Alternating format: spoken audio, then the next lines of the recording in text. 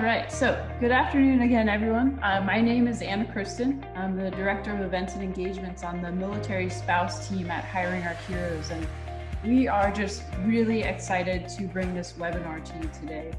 As most of you know, our events are typically in person, but earlier this month, we were excited to launch a Career Connection series where every day we offer different sessions, things like leadership, lunch and learns, motivational Mondays, industry briefs, and today happens to be Wellness Wednesday. Before we dive into our content, a couple of technical notes. You each have the ability to ask questions in one of two ways. So first, there's a Q&A box on the bottom of your Zoom platform. Feel free to type in any questions, and then you can also type in the chat box. So please, these workshops are often the most impactful when we have people interacting and asking questions. So encourage you to do that throughout today's session. And part of the reason that we're here today is because of our great partners, partners like Wounded Warrior Project and Starbucks. And for this session in particular, Starbucks was really instrumental in helping bringing our presenter to you today. For those who might not know this, wellness is something that is very important to Starbucks. And this year, we've been lucky enough to work closely with their team to deliver workshops like work-life balance that are aptly called Balance that we are delivering each week on Wellness Wednesday. So we're truly thankful for Starbucks' commitment to wellness, which has led to us being able to provide some meaningful workshops for military spouses, veterans, and service members. With that, I'm excited to let you guys know that Mary Alice is joining us today from Headstrong. So Headstrong is just an amazing organization. It's one that helps veterans really overcome the invisible wounds of war.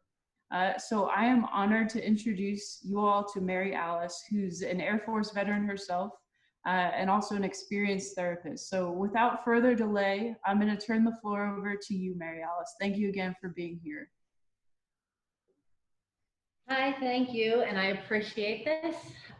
It's a great opportunity, and I wish we were live, but this is a phenomenal learning experience, and I'm very excited to share all of this information at a time of the coronavirus right now, truthfully, to talk about retraining the brain and reducing stress in the thick of what is right now a national or international pandemic is a phenomenal opportunity in a very unfortunate time. I'll give you a little background before I move on in. I am prior Air Force as a A-10 crew chief. I now work as a therapist, which I've been for about 15 years. I focus with post 9/11 veterans and using very effective techniques, particularly with post-traumatic stress and the invisible wounds of war. So the presentation I'm about to give you today has been facilitated in many federal agencies. It's been broadcast to embassies in Pakistan, Iraq, and Afghanistan. And next slide. What I'm basically going to go over today is a little bit of the neuroscience and understanding about the brain. Interestingly enough, the brain's natural negative bias, which impacts leadership, performance, and the way we view our everyday lives. Talk about the second half, which should be about 45 minutes. The second half is going to be experiential. I'm very much into how can you do this? What can you pick up and take away from this seminar today? So we'll go into ways in which to retrain our brain and way to activate this relaxation or more positive state of mind and hormones. If you have any questions, please feel free to put them on up in the chat, and I don't track two things at once, so Anna will probably help me out with that, but I'd be happy to answer them in the middle or at the end of the seminar. Next slide, please. So starting off, I wanted to give a little bit of neurobiological feedback on this, a little framework, so we know this isn't just the kumbaya, learn how to relax. I previously worked up at Walter Reed Army Medical Center and realized that I had to give to the families, to the spouses, to the active duty members and veterans, I had to give genuine information on how the body is working and what's going on. in order for people to be willing to experiment or participate with some of these trainings. So when we're talking about our central nervous system, there are a number of elements involved in the central nervous system, and the autonomic nervous system is the one I'm going to focus on today. This autonomic nervous system, it regulates everything from your heart rate to your breathing, to your respiratory, to digestion, your sexual arousal, eye dilation, pupil dilation. It has so many different functions.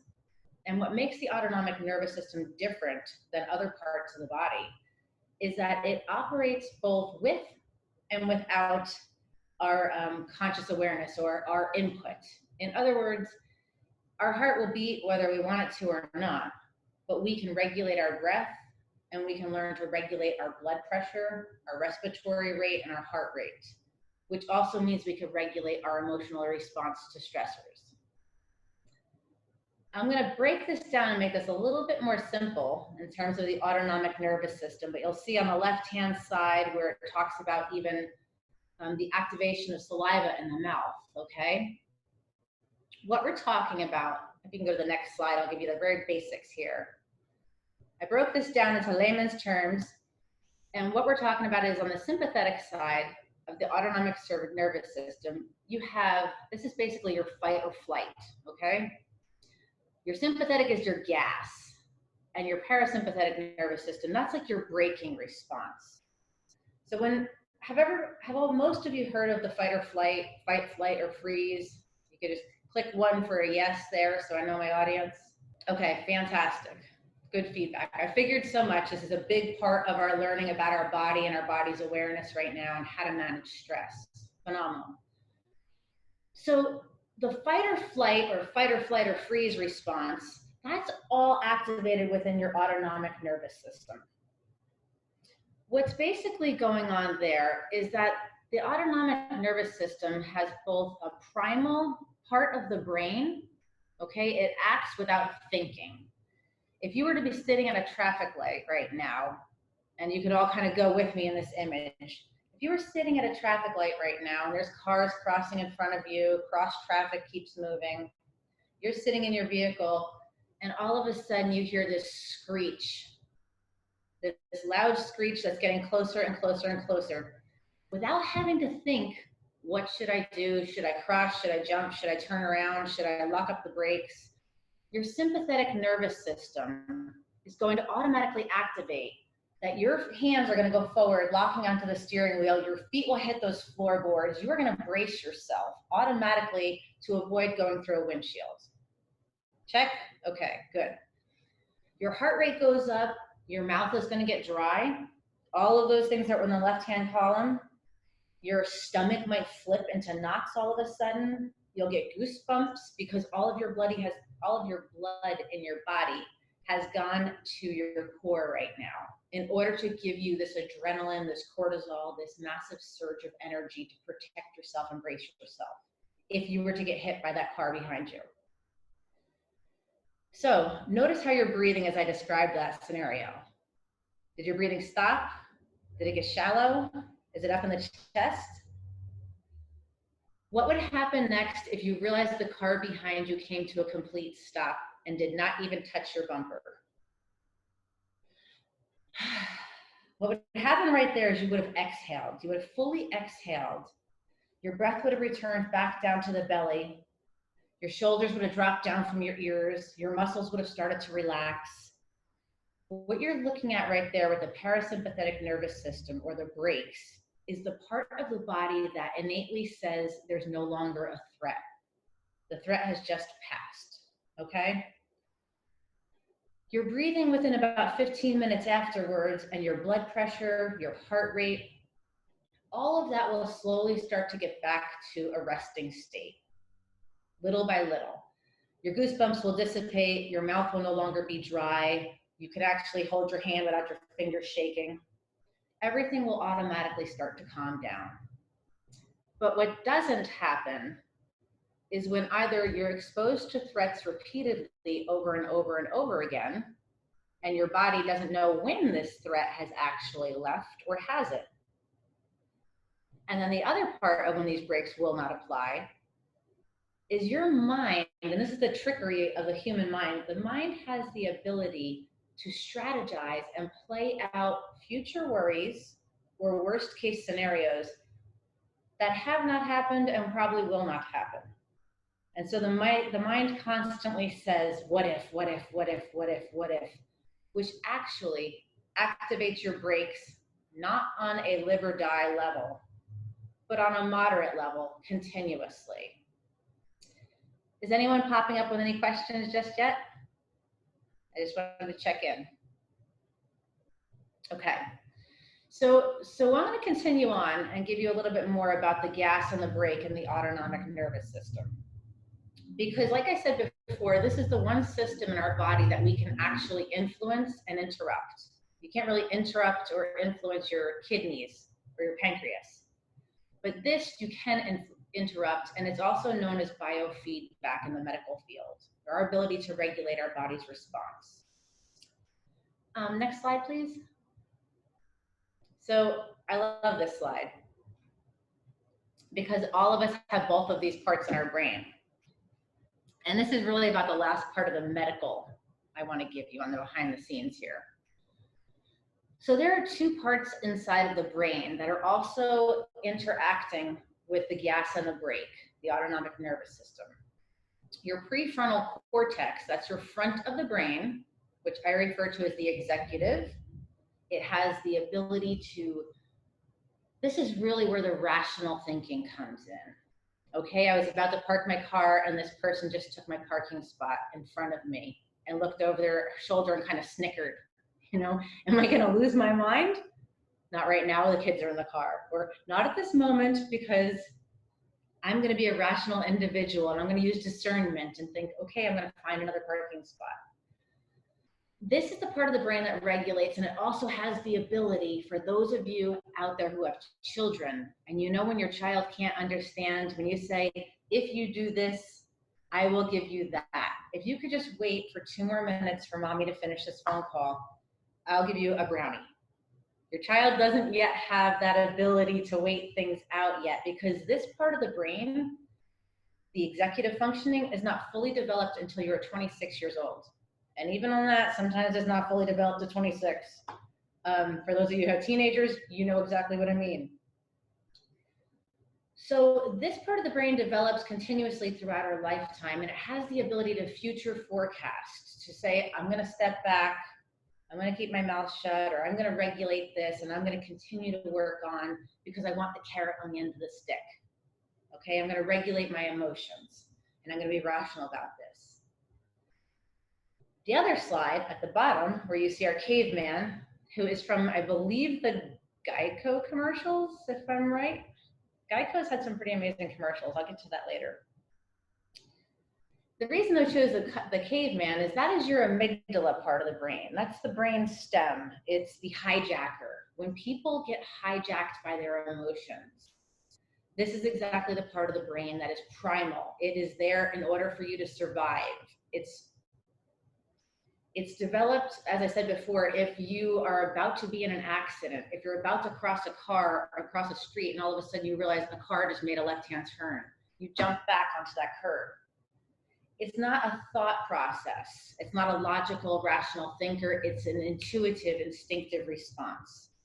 And it's the part of the brain that's the oldest primal part of the human brain that caused us to survive for so many generations of development. It also is the activator of what if, oh no, I think. It produces a lot of anxiety and impulsivity. And I'm sure all of you have been to these kinds of trainings or read these books where you spoke of, or it has spoke of, the reaction versus the response. If something just spilled, I jump up, it's a reaction. If somebody said something and I think I might be offended, but I'm gonna kind of roll with this, I'm choosing my response. The executive, the prefrontal cortex of the brain, chooses a response.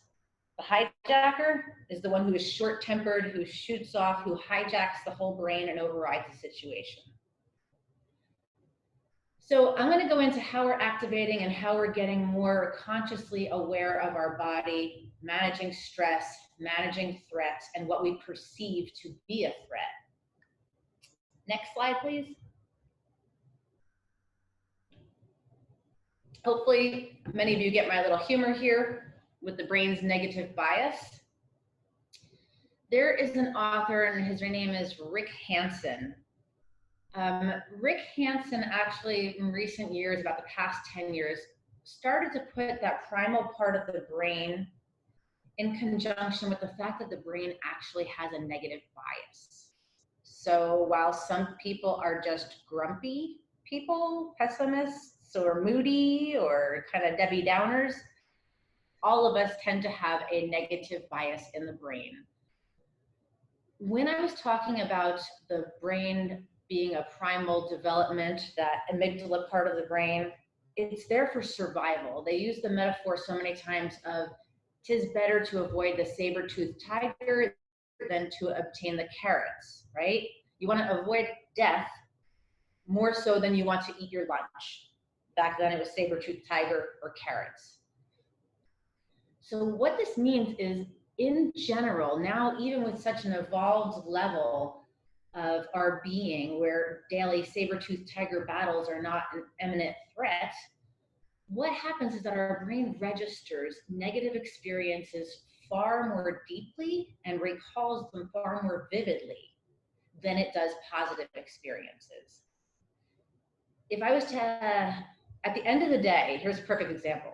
At the end of the day, when we're typically leaving work, finishing up, we've dropped off the kids, we've done this massive training, we've had all these issues, whether you're first sergeant or the lance corporal, at the end of the day, we tend to think about what went wrong. As we're driving home, we'll go through this whole little chit list of all the things that went on, and we don't really stop and say like, oh wow, that was pretty cool that so-and-so said I did a great job yesterday. Or that was really nice today that guy said, no, you go first, when we were in line at the shopping store. Yes, it's so natural and normal that your mind tends to gravitate towards that one thing that someone said at that one meeting. And I have to tell you, and I want to ask you for a second, how many, if you don't mind pressing 1, to tell me how many of you agree with what I'm saying, that the mind tends to have that negative bias when it comes to feedback. Okay, thank you. I appreciate the validation and knowing it's not just me, first of all. When I was putting this presentation together, and I was doing it for Department of State, and at the end, of course, what do I get? I get a survey with everyone's feedback. So there's 120 attendees, 60 of them give me feedback. And while I've done all of this research and I know this, and I'm trying my best to be positive and reduce stress, I noticed 2 people made a comment after all the loved it, this was great, I related to it, it was appropriate. She spoke too fast and she finished kind of early. So out of the 48 great comments, or neutral comments, which 2 did I stick with and keep ruminating with at the end of the day? You guessed it. She spoke too fast, she finished too early. It tends to be so natural that we go into the negative, and that's the brain's natural negative bias. So the first thing we have to do is be aware of it. It's not just you, it's not just me, it's natural. And what tends to occur is the body also does this on a survival level, because it's much more important that we remember painful or negative experiences so they're not repeated. And you know this, like when the time a child almost touches a hot bowl of soup, okay, the child just learned hot, it has a tendency to retrain the brain, but it's not always to our benefit when it's us playing these negative scenarios over and over again in the mind. And this is where we get in our own way. So I'm going to go into a little bit more than what is optimism, or how can we start to train our brains to reduce stress, because what's really important is that, when working up at Walter Reed, I had this ability to work in their post-traumatic stress and TBI program at the NICO. And they would do so much with SPECT scanning and imaging. And what's amazing is that when you go through a SPECT scan, similar to an MRI, but on a different level, If I'm imagining myself running, like my best run, and I have that runner's high and I'm in the zone, my body and my brain is firing off almost exactly as if I was running. So when I'm picturing what I wish I had said to that police officer when I got that ticket over and over and over and over again, my body is reliving this trauma. I mean, even though maybe that's not a trauma, getting a parking ticket, right? But my point is, the more you play it over, the more your body is reliving it as it's real. And this is what really differentiates human beings from other species, is we can imagine the stress, even if it hasn't occurred yet or hasn't occurred at all. Next slide, please. So what we're going into right now with this experiential learning is the beautiful news is we might have a primal part of the brain that helps for survival and then gets in our way and makes us negative Nellies or replays what went wrong in the day at the end of the day. But the brain can be changed. It's forever malleable. It was once thought that, you know, whoever little Bobby was when he was 13, he was short-tempered, had no patience, and that's who he was going to be the rest of his life. Not true. It takes a little bit more effort to teach an old dog new tricks, but it is forever malleable.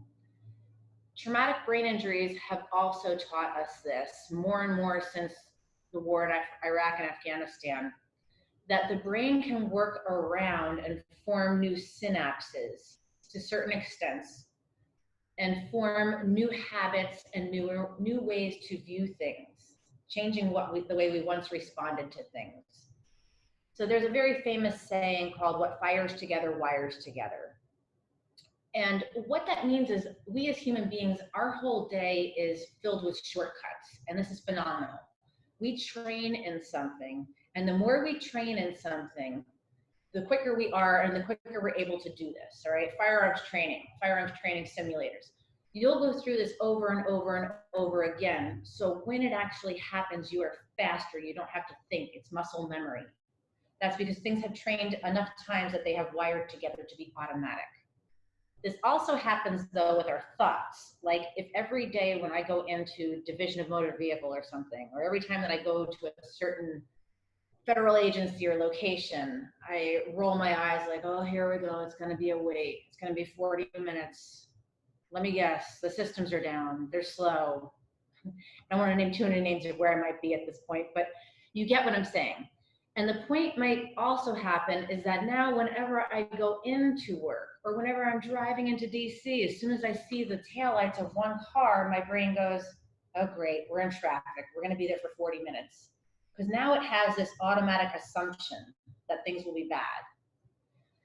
So experience dependent means you have to practice changing your thinking. You can't just think it. You have to practice it, and you have to feel it in the body in order for this to change our wiring. All right? It's kind of like if I think about the gym a whole lot, I'm not going to build muscle. I have to do these exercises and experience them on a bodily level in order to change the way my mind associates situations and the way my mind activates stress. Next slide, please. So I'm going to go into, I was reading one of the things underneath, thank you. I'm going to go in right here to something called neuro-linguistic programming. This next half is going to be how we can consciously activate the prefrontal cortex of the brain so it doesn't get hijacked by this other part, the amygdala, okay, and make us lose our cool or distress ourselves. And then I'm going to go into also how we can activate the brakes for our system, because you're going to need to learn how to activate the brakes if you're going to get a good night's sleep, if you're going to enjoy a meal and digest it and the metabolism is going to process it. This is really, really necessary. So I'm going to go, if we can go to the next slide, I'm going to break this down into 3 and walk you through these things. So I'm no longer an A10 crew chief or mechanic. I'm now a therapist. So one of my top things that I talk to people about is the concept of self-talk. And when I say that to people, they look at me like, are you saying I have multiple parts of myself talking inside of my head? No, you're not crazy. We all do it. We all have multiple parts of the personality that come online simultaneously throughout the day. When you walked out your door this morning, If you walked out your door this morning, quarantine, you might have walked out the back porch and got a fresher breath of fresh air. And you would have said something to yourself. You would have said, the pollen is strong. Oh, it's warm. Oh, it's kind of chilly. Did it rain last night? It's all happening inside your head. We constantly have this dialogue going on routinely throughout the day of, what is this? What's our opinion? Did we like this? Do we not like this? This telecon is going to last forever. This is the person who never stops talking. Whatever it might be, I like that person because they always bring a little cheer into it. Always within the head, 300 to 1,000 words per minute, which is pretty fast.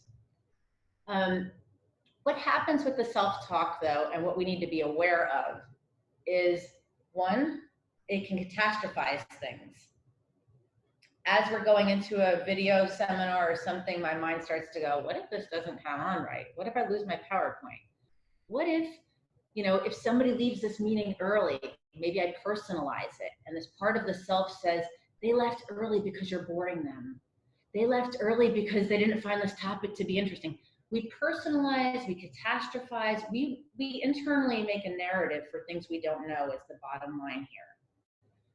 So it's very important to try and be aware of what are these automatic records playing inside of our head. Because the mind doesn't necessarily tend to be the best DJ. It tends to have a couple of old school records that it plays throughout the day. And it just kind of constantly goes into, were they talking about me? Was that personal? Why'd they say that, Or catastrophize or strategize or say, what if this goes wrong?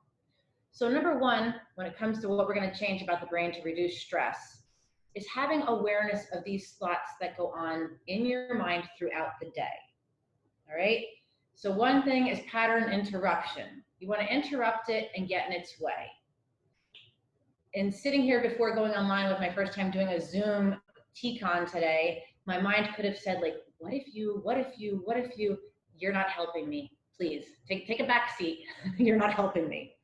We also tend to be a little bit harder or more rude and abrupt to ourselves with self-talk than we would ever be with somebody else or externally. So one, awareness about what's going on in the head. Two, stick with the facts. We tend to create a story about things, and when I'm working with couples in couples therapy, they will usually laugh. Maybe not at first, but after a few minutes when we've calmed down, they will usually start to laugh about how we've created a narrative. Like, and then I walked in the house and I said, hey, how was your day? And he ignored me and walked right past me.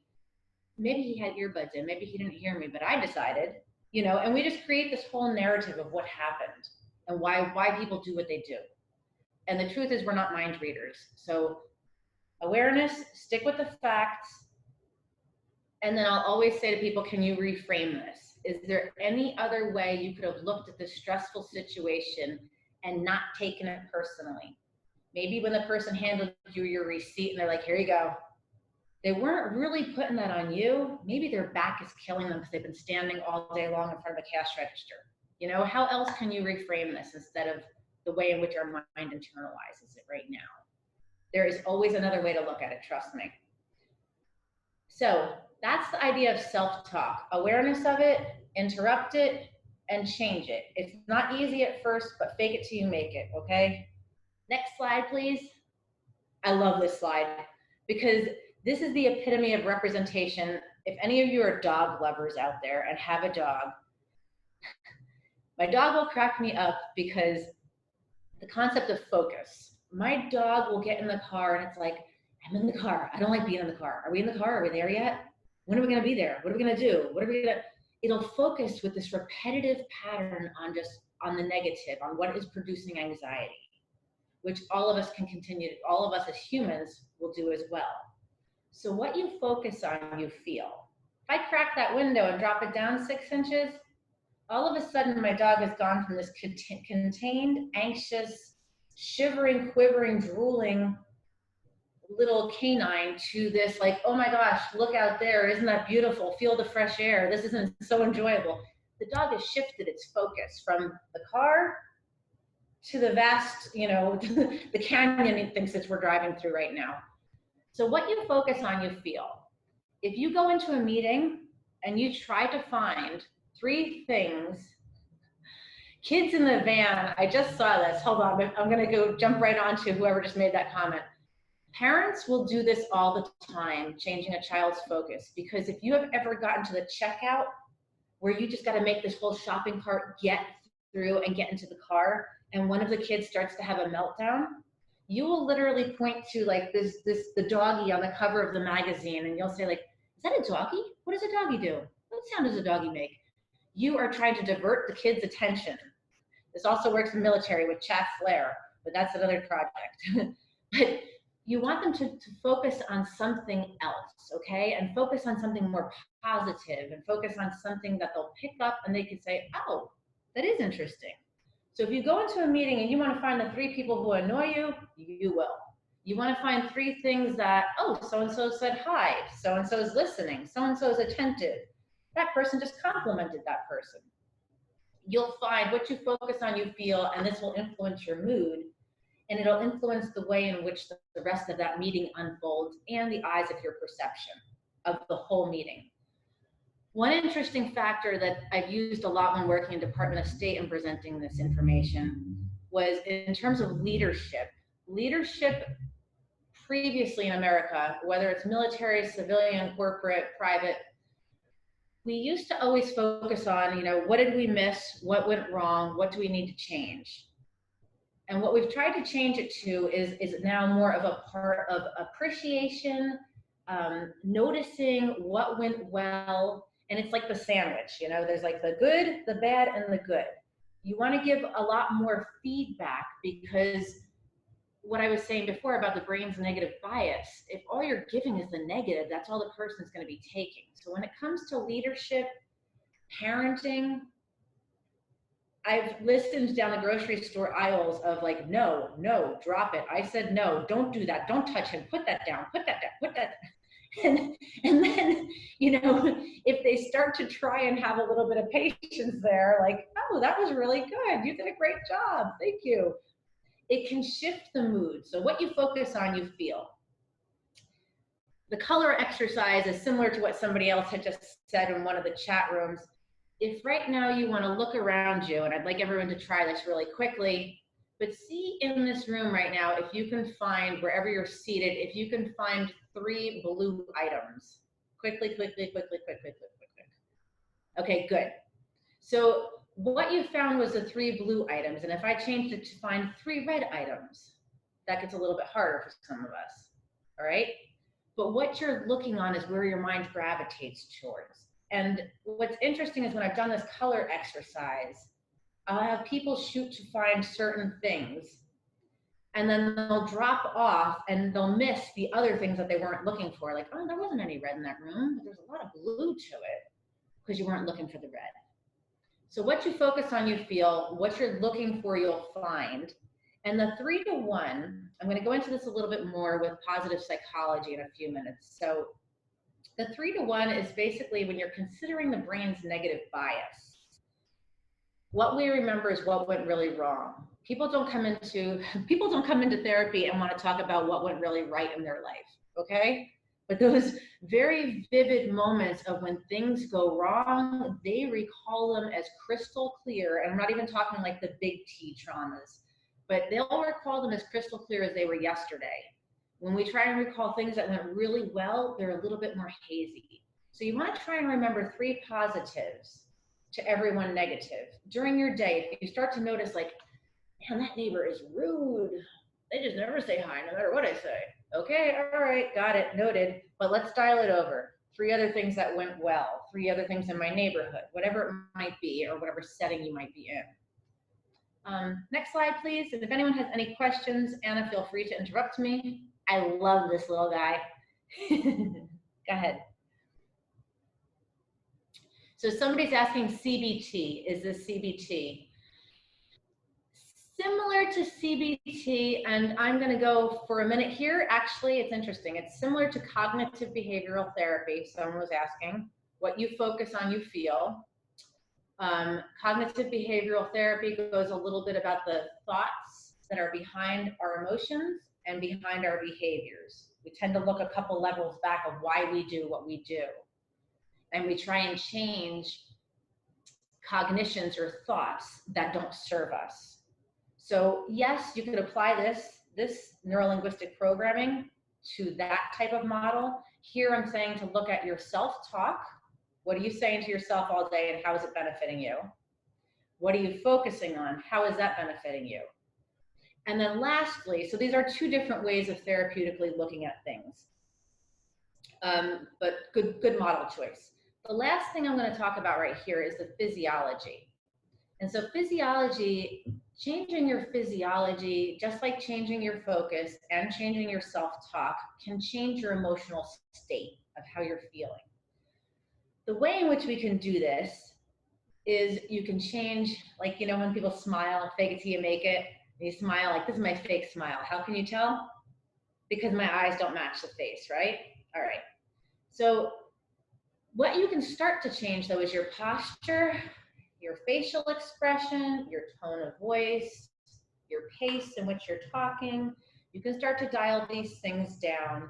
And what you fake, you will start to shift yourself physiologically. Even if you are distressed, you're cueing the body, I'm not that distressed. And the body says, oh, I'm not? Okay. So even before doing some kind of like people fear public speaking, I will always say, go out there with a smile, focus on the breathing. I'll go to the breathing in a minute. But go out there with a smile, because even if you're smiling and you're kind of like, I really don't like this, part of the brain is going, we're smiling. Must not be that bad, I guess. I'm not sure why we're smiling. And so it does signal, well, this must not be that bad. Okay, keep smiling. And eventually the eyes will follow to have that little tilt to them that when they're genuinely enjoying something. So there's ways to change your mind or change your state physiologically. Diaphragmatic breathing is also very important. The diaphragm, which is located right down below the belly button or the navel, when you go to the doctor's office and they'll say, take a deep breath with a stethoscope on your back, you're usually going to go, you know, it's going to be, I'm exaggerating, but it'll be chest and shoulders that rise and fall. What they're listening to is your heart and lungs, but that actually is not anywhere near a deep breath. The deep breath, and the reason why this works, if you were to actually walk with me on this one, please, at home. If you could put your hand, thumb to your navel, right? If you put your hand down by the belly and see if you could get yourself to take a deep breath. So not that your chest and shoulders rise and fall, but so your belly moves out. And then when you exhale, it totally drops, almost contracting towards your lower back.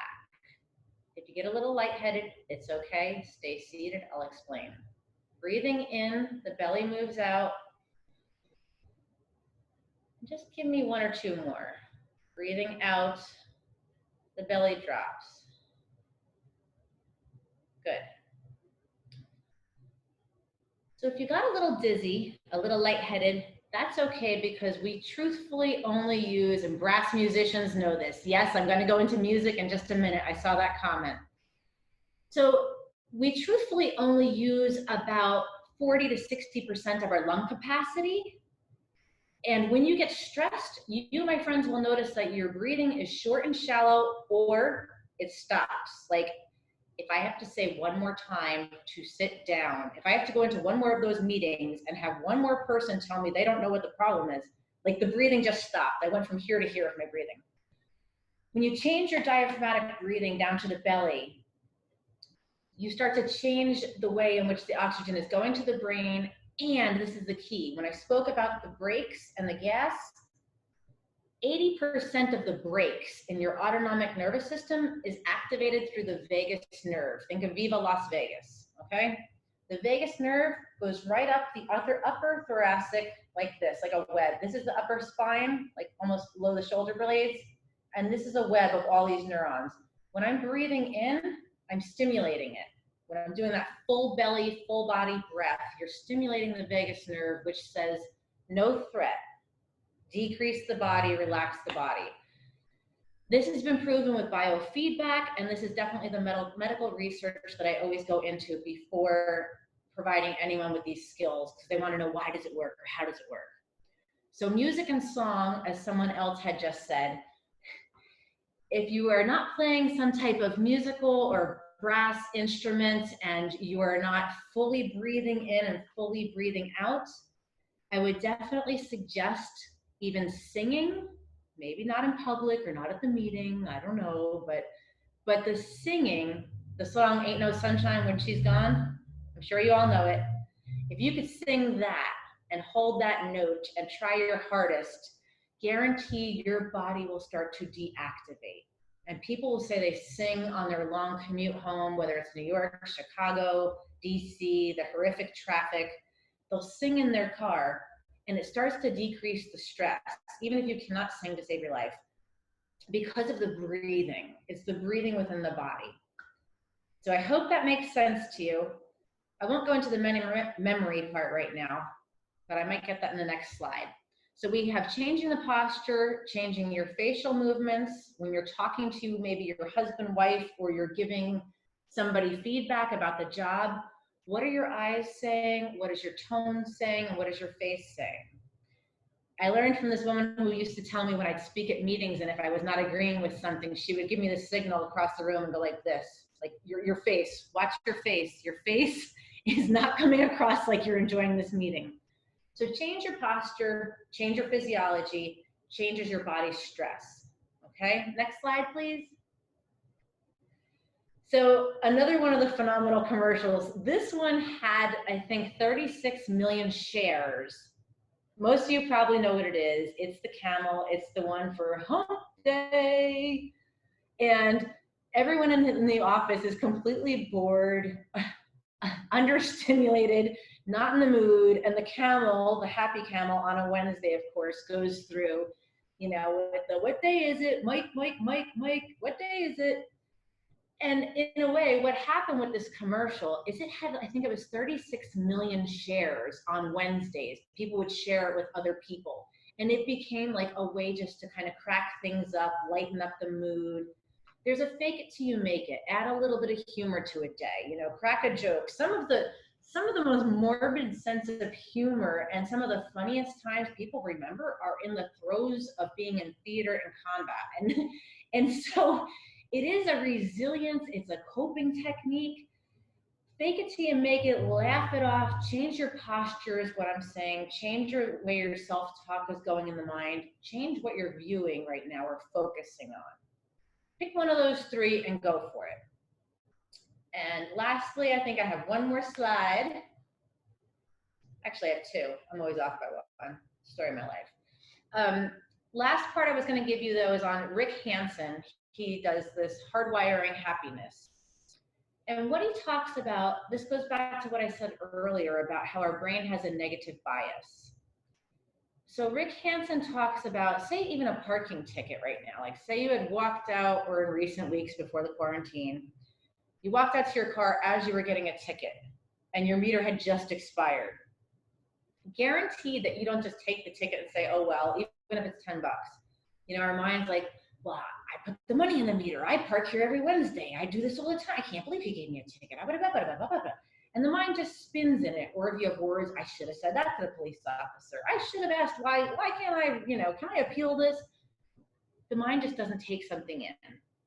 So it does that more with negative experience, that it ruminates and runs with it. And we play the Monday morning quarterback with what we should have said at that meeting the other day and what we should have said to this person. Let's try doing that with taking in the good, which is almost kind of funny when you think about it, because if someone says to me afterwards, oh, Mary Alice, I loved what you said on that one slide about this, I'll take it in. I'm like, oh, that was cool. But I probably won't walk to my car, get in my car, and keep repeating it over and over in my head and spin a story about it, you know?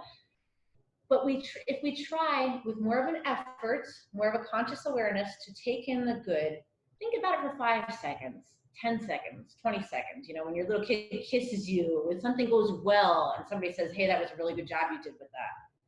You're increasing the dopamine in the body, okay, which is the pleasure hormone. That's the drug that says like, oh, that was nice. That's a reward. This is also an example of the dopamine, is when people are playing a scratch off, and if they ended up putting in yes, if somebody ends up putting $5 into a scratch-off ticket and they win $1, they're like, oh, I won $1. Like, you still lost sport, but that's an opportunity to take in the good. And this is also how someone else just clicked in the chat. This is how you transfer short memories or little occurrences that occur from work, intimate partnerships, family relations, time with your dog. You're converting this from a short-term, momentary experience to long-term. And then you can also reference it. You know, so many therapists will speak about go to your happy place, your safe place, okay?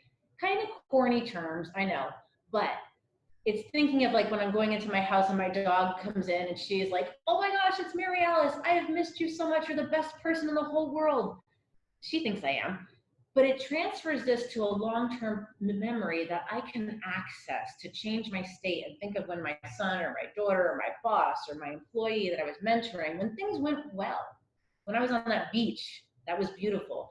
You want to make these facts of little occurrences into experiences and transfer them into your long memory, the same way we do with negative experiences.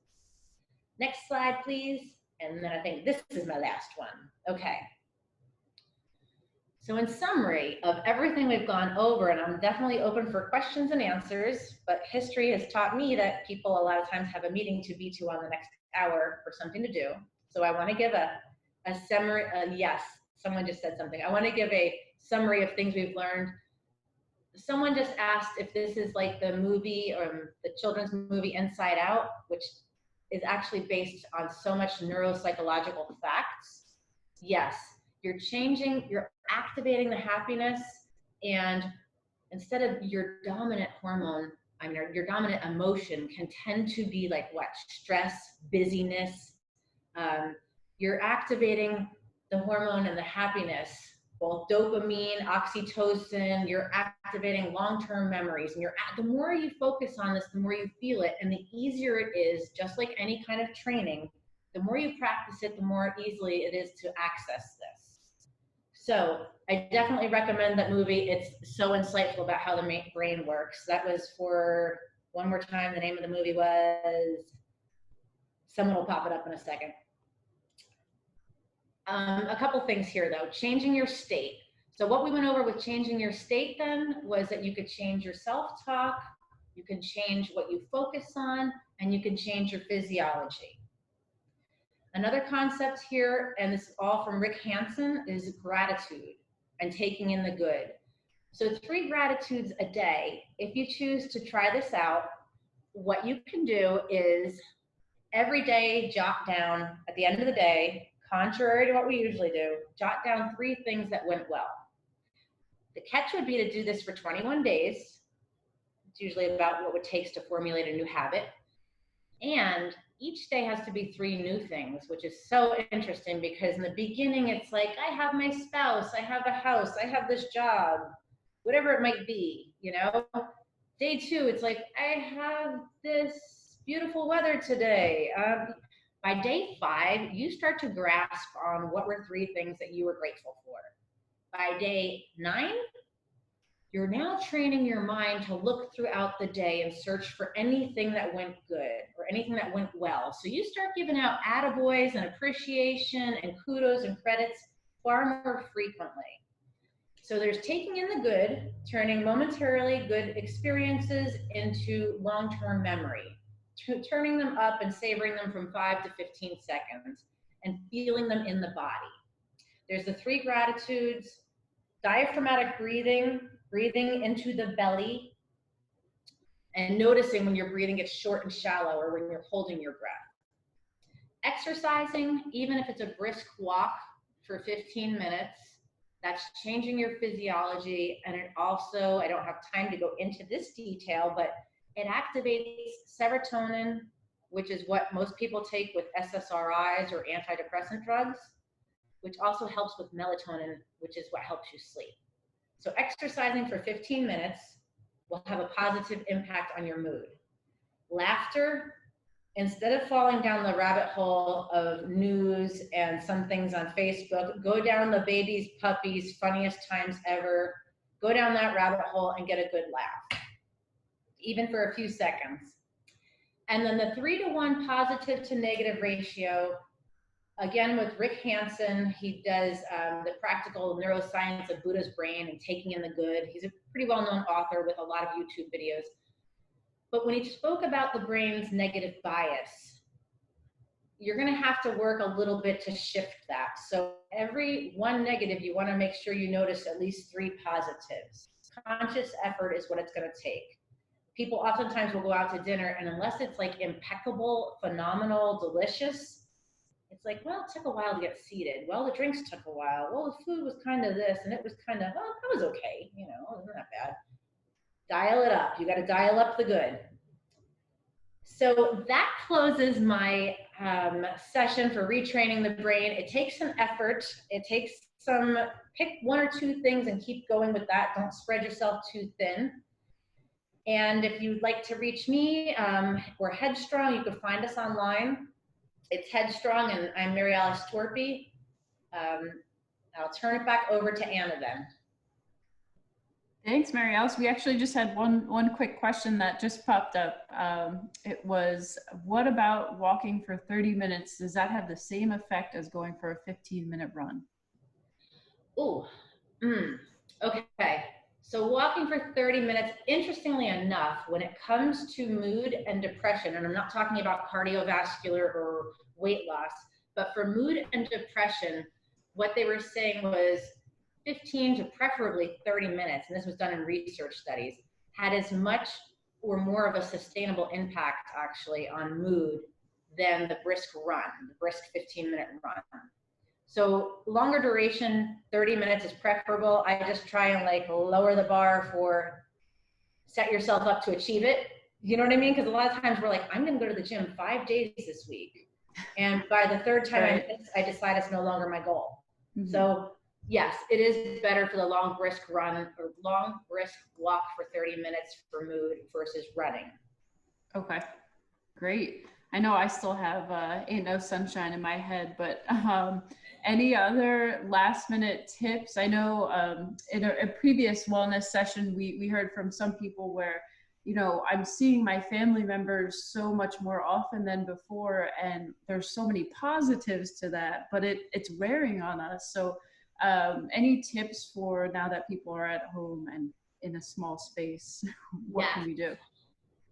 So in the quarantine particularly, I would say that trying on a daily basis to take in what went well, to try and take in some things that I've honestly heard from a number of people who kind of whisper it because it's like, I don't want to celebrate or say anything too good. And that's not where they're coming from.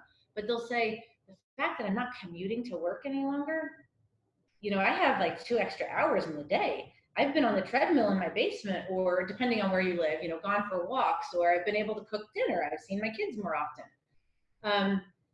Taking the break and seeing if you can go and sing Ain't No Sunshine when she's gone, maybe in the closet at the top of your lungs, if it gets to be too much. You know, taking a few minutes, because it's interesting, because even if it's just a couple of minutes of stretching and moving your body and doing some kind of deep breathing, it is helpful to change this. And I'm awesome. So glad this went well, but pick 1, pick 2. You can teach these also. If you are home and it's you and your partner, your partner, your kids, let me tell you, everybody in the family, unless they're toddlers and under, can learn diaphragmatic breathing, or can start taking in the good, or focusing on something positive. What went well today? Give me something gratitude-wise over dinner. Mm-hmm. And those would be some of my recommendations, because there's also the part with the coronavirus, if I might right now. One of the elements of resilience is having some level of hope. So whether it's 3 weeks or it's 50 days, not that I'm counting, 49 days technically, but whatever it might be, it's having some light at the end of the tunnel and having some element of hope. And that is what we need in the mind, is I'm going to make it through this just for today. I'm going to make this through this just for today, because this is going to pass. I'm going to get through this. What can you do to help others? Even if it's online, just sending someone a message, checking in with somebody else. There's an opportunity to connect, which social support is one of the biggest parts of how we can make this through and how we can be more resilient. And even post-traumatic stress studies have focused on that factor of social support and connecting to others, even if it's virtual. Definitely one bite at a time. I like what somebody just wrote. Somebody said, we always say, how do you eat an elephant? One bite at a time. Exactly. So taking it little by little, knowing there's hope, connecting with others, these are all variables that definitely contribute to resilience, as opposed to chronic stress, which is going to also impact your autoimmune system and your sleep. Any other questions? Anyone want to chime in? Yeah, I see one more. Well, I love that idea of, it sounds like micro steps. So that's something great to keep in mind. I couldn't remember the name of the movie. What was the emotional neuropsychological movie? Inside Out? Inside Out. I highly recommend that one. That is so true. And it clarifies how we tend to have one dominant part of our personality that always shows up on the forefront. You know, like whether it's the bossy McJersey, you know, or something like that, like whatever it might be, we tend to have a part that always comes out and it's like, stand by, hold on, stand by. I got somebody else for you. Do you have any suggestions? Sorry, I can't really, can you see that question? Yeah. Well, we got one first that was, how do you feel about music as a mood stabilizer? And then I see Jeff's question. How do you catch yourself in the moment if you're spinning up into that fight or flight feeling? Okay, good point. So let me hit music first. I wouldn't say I'd see music as a mood stabilizer yet. Stabilizer term, I wouldn't say, but I would say music is definitely uplifting. So notice what you're going to listen to. People will listen to something totally different when they want to work out. People over the years from time and service will always have the, oh, this broke my heart when I was separated from so-and-so. I remember this from the battle of such and such. We always used to listen to this to hype ourselves up. So I want to feel good. What am I going to listen to? I'm going to make some positive music and put that on. Something really lively that changes my physiological stance. As for if you're starting to spin yourself up, how do you notice, or how do you stop the looping or the spinning? I would say the biggest thing you could start to notice, and it's what working with post-traumatic stress, even so on a higher level of anxiety or trauma, I will always tell people for this week, just start to notice your breath. Are you holding it? Is it short and shallow, or is it deep? Okay, like breathing in for the count of 6, out for the count of 7. In for the count of 6. Because once you start to realize I'm holding my breath, it's getting short and shallow, then you can start to regulate your breath and you're interrupting the spinning. And what's important that Jeff said actually is that training, just like anything else, you don't want to train somebody when the heat is on. If you're coming into the emergency room in a hospital, I'm not talking right now in COVID, and it's like, oh my gosh, someone's in a frantic panic. You're not going to teach them how to do deep diaphragmatic relaxing breath. You have to train when it's neutral, or practice listening to some good music, taking a couple deep breaths, something for 90 seconds. And then you start to go neutral, I got it. Okay, that stressed me a little and I plugged it in. Oh, that really stressed me and I plugged it in. Military will always train. You're not going to take somebody to the firearms training range and you're going to start them with a still target and something non-threatening, and they're going to have blanks, okay? Then you're going to keep graduating to more and more stressful situations. So that's what I would say about awareness of your breath, awareness of your body when neutral, and then get to upticks and start to interrupt it. And that's great, Mary Alice. I think that's, we had some book recommendations. Let's see, Power of Habit or Atomic Habits. I don't know that one. Oh, that sounds interesting. And I saw another book recommendation there too. There's one book is very interesting. It's called The Body Keeps Score. And then I've also read The Power of Habit, which is very good about noticing and how to interrupt a loop. So I would definitely say that. And there's so much on YouTube. Oh gosh, yeah, you can, or The Power of Habit was phenomenal. There's so much on YouTube that you don't have to. I think lastly, do we have one more minute left? Okay, so I would say the one thing, and I have gone to so many meditation workshops over the years, I can't meditate. I don't meditate.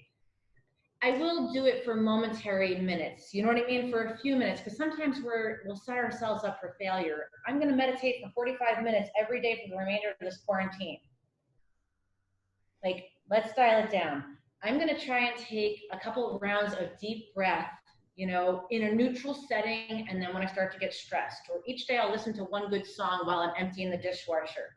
Or just something lowering the bar isn't like lowering the threshold of how much you enjoy life, but it's making something more attainable and more practical instead of setting yourself up for, I certainly didn't do that 30-day fasting, did I? No, not at all, Right. So I think that would be it. You can find me on rapidtraumarecovery.com if you have any more questions you want to follow up. I'll be around in quarantine with the rest of you. Awesome. Mary Alice, I mean, on behalf of everybody that's dialed in today, thank you so much. We really appreciate you and Headstrong being here. This was one of the most interactive sessions, so I appreciate it. I had a lot of fun for quarantine too, so thank you. Yeah, and for those who are still on the line, we host Wellness Wednesday every Wednesday for the next few weeks. So if your friends or colleagues, family members didn't get to join, make sure you share with them this opportunity. I think tomorrow we have some employer and industry briefs. We have finance at 10, transportation at 1, strategies for student veterans, I think is at 4. And then on Friday, we're bringing on Lockheed Martin for an employer spotlight. So, and then that's, one more. There's followed that by our military spouse fellowships overview. So a lot of chances for you all to interact with some good professional development, and just appreciate everybody taking the time. I know it's crazy as we've talked about today, but we appreciate your commitment and your willingness to engage. And round of applause. They can't hear you, or they can't see you, but thank you, Mary Alice. Appreciate it. Thank you so much. Have a great night. I'll talk to you soon. Keep reading.